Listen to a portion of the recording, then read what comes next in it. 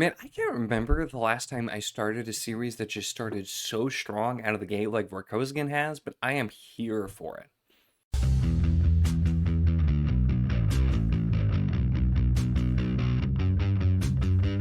Hello and welcome to my channel. In this video, we are going to be talking about Barrayar, which is the second book chronologically in Vorkosigan, at least for like the mainline books, although it came later, and we'll be talking about this book, and I do think this makes sense to go immediately after Chariots of Honor. We'll talk a little bit about that, and I do want to really quickly call out, though, I will be doing a live show with some folks that I've been reading these with, which is going to be coming out next week, I think, or actually, no, it's this week because of when this video is going to come out, but I'll have a link to it down below anyway.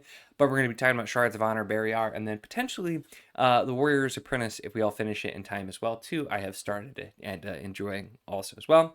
But let's talk a little bit about Barrayar. So, Vorkosigan is one of those series where there's a bunch of books that were published in not in chronological order, and so it's always kind of debated how you read them.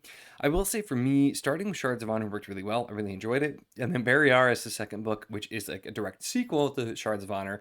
Worked really well, and it's just I really enjoyed how well the characters were established and the particular characters that we're following.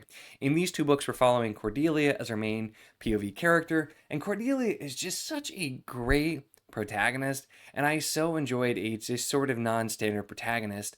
And there was some of that was in Shards of Honor, but in Barrayar specifically, I suppose very mild spoiler, but nothing major about the actual book. But what we have here is these are the first two books with Cordelia, and most of the series is following Miles, who is the son of, our characters we see early on, so you can kind of figure that out. But in this book, we have Cordelia pregnant, and just reading a pregnant female protagonist is not something I feel like you see very often, and it was just the way it was done, it was so good. There were some specific lines that I died laughing at.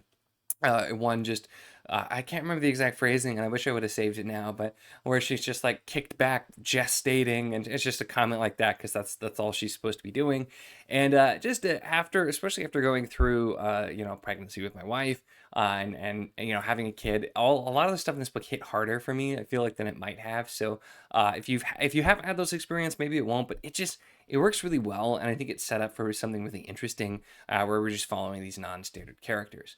Now, having started The Warrior's Apprentice, I know some people recommend starting there. That does, I had heard, and it does very early on, it very much spoils Barrayar, whereas if you've already read Barrayar, you know some stuff that's sort of happening there as well, because there's something that, like, the characters are trying to figure out there, but you know what happened. But honestly, I think that adds to the effect, knowing it. So I still I think Shards of Honor and then Barrayar going in that order first, and then going to Warrior's Apprentice is I think for me worked really, really well. It's just something that I would recommend.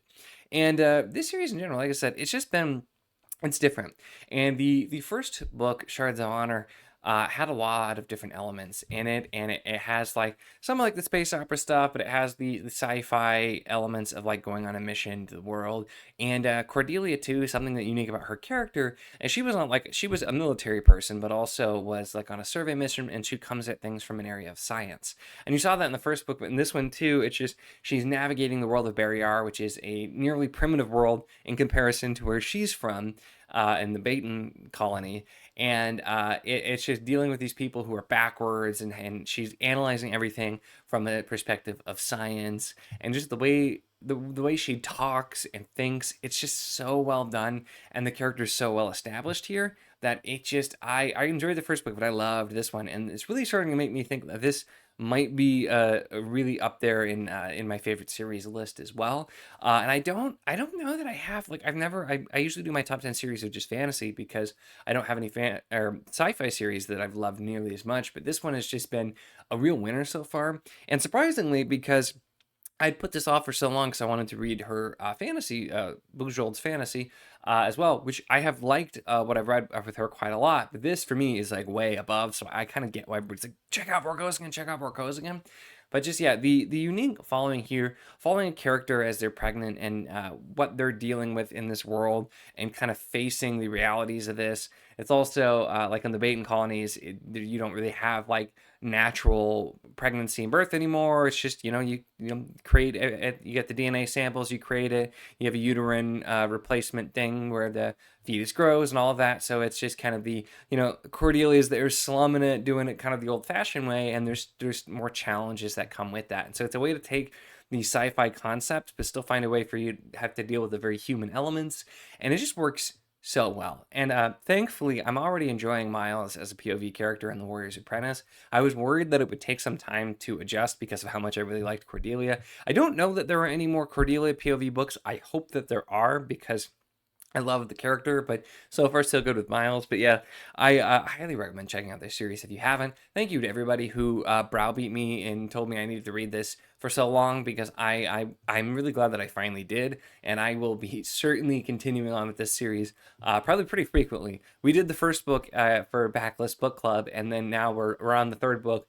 unofficially, just because we've all enjoyed it so much that we're reading it. So I cannot wait to continue and keep reading this. And now I think I'm going to be focusing on this, and eventually I'll get back to Bujold's fantasy. But Vorkosigan it's been really great. So those are my thoughts on Barrayar. Let me know your thoughts on this one as well, or if you've got some standout books I should be watching out for, because I'm very excited. But that's it for this one, so make sure to give the video a like if you enjoyed it. Check the links in the description, as always, for the Patreon if you want to support what I do, as well as the Wizard of the Enclave Discord if you want to chat books, whether this book, other books, really anything at all. It's a lot of fun. We'd love to have you. And, of course, if you enjoy my content, make sure to subscribe.